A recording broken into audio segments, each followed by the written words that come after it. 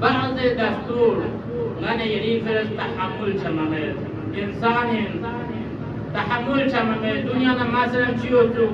بعض مناسبات یعنی بعض جمعون یعنی خدا جلال دستور کم ده فلانا دعا طویل و تحمل مصوم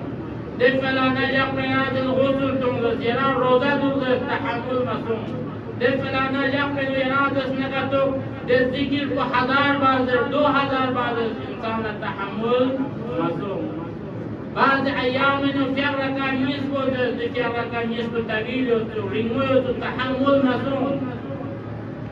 آخرکار وقتی که انسان دون تحمل مچانا خودی وجہ دے انسان کو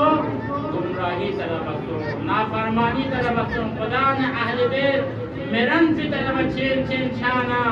خدا لرحم یوں خدا لدی حساب کوئی بندے کا رحم یوں کہ روایت نظر ایک اما عطا کوئی پرودت کام چی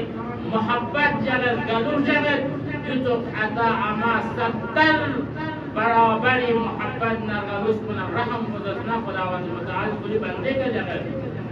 خطاب چه خداوند متعال لے بندہ آخر میں جرا ہر اقسامی دستورنا امور کو یعنی کا ساز درانا یران افضل اندور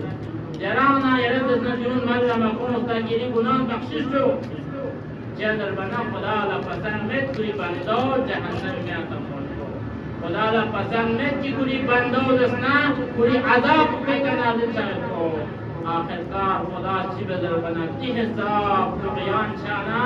خدا مختلف امتحان مبتلا ہے خدا منع سے نور مبتلا ہے وقت کی انسان امتحان شغل شغل نعمت کو خدا منع چلتے بس این کو تم نے فیور کرنے نعمت کو خدا لینے کے انسان پریشان ہے انسان مشکلات نفو ہے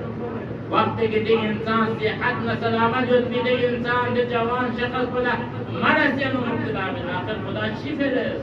شفر زیرو امتحان مبتلا بسین شفر دسنے کا تو یرام مرض سے مبتلا بسین تاکہ یرام